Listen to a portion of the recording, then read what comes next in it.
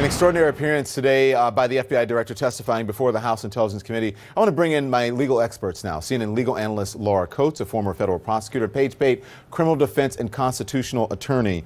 I'm so glad to have you. So let's get to the bottom of this legally. What is the significance, Laura, behind the fact that this investigation into the Trump team, these possible contacts and Russia, that it was going on months before the election and is still ongoing after 8 months?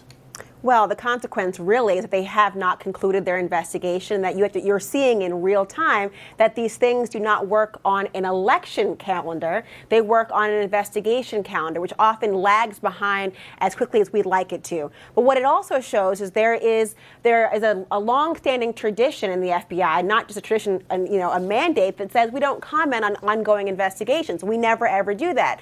But now it appears that that directive, that edict is now, well, sometimes we will, and we'll tell you when we think it's important enough to do so. And so you have a kind of everyone getting swept under this this hurricane that says we're no longer going to follow protocol. And as a result, you have the credibility of agencies now being in question, the President of the United States and his campaign being in question, and certainly former candidates as well. Yeah.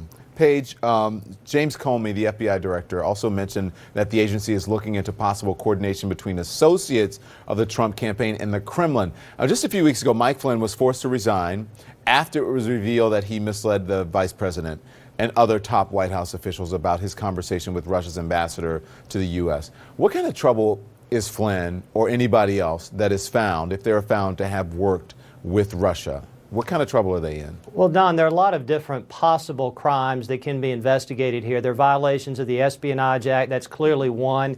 There are other federal crimes that relate to the conduct of somebody who's working for the federal government and having a relationship with a foreign power, with another country, especially in connection with the United States election. And of course, during the course of an investigation, you may also uncover false statements that may have been made to investigators. That's a separate crime. Obstruction, that's a separate crime. And so like any federal investigation, you really don't know what you have until you start peeling back the onion. And I think today James Comey said we've started doing that. We're going through this process. And without getting into any details, he wanted America to know that we're looking into it, we're taking it seriously, and we're going to peel back the onion and see what we find. But he also said that there is no evidence, there's no evidence to show, to support President Trump's claims that Trump Tower was wiretapped. Does that mean that President Trump lied?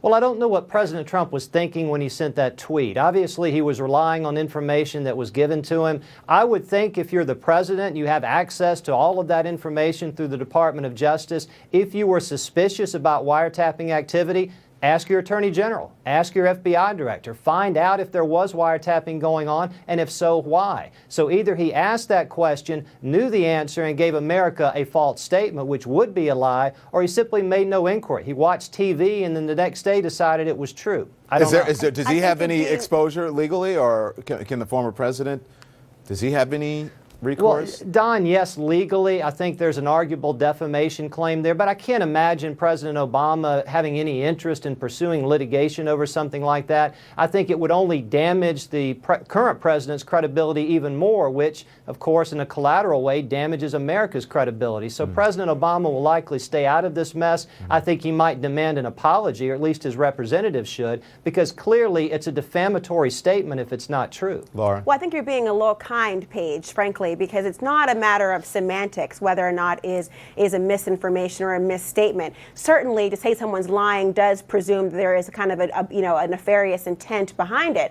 But just legally speaking, and just plain folk speaking here, when you make a statement that is based on a knee-jerk reaction, it is the same reason why we condemn the FBI when they make statements about investigations that are ongoing, and the reason that they do not do it. And that is, we have to be able to develop, and the President of the United States, as you well know, Paige, has to be able to develop and know the facts before they make these statements. And when you don't, you lose the ability to litigate in the courts, where there are set parameters to protect people's reputation and credibility, and instead you replace that with the court of public opinion. And when that happens, you have people who are unfairly tarred and feathered. Now, whether that inures to the benefit of Republicans or Democrats remains to be seen what day of the week it is. However, the reason why it is so toxic, legally speaking, is because it compromises the investigation and the investigation of the Department of Justice. And it allows people to believe that somehow there is a political motivation as opposed to a development of an investigation procedure. That's going to have to be the last word. Thank you both. I appreciate it. When we come right back, we know now that both candidates were being investigated during the campaign. What would have happened if we'd known that in November?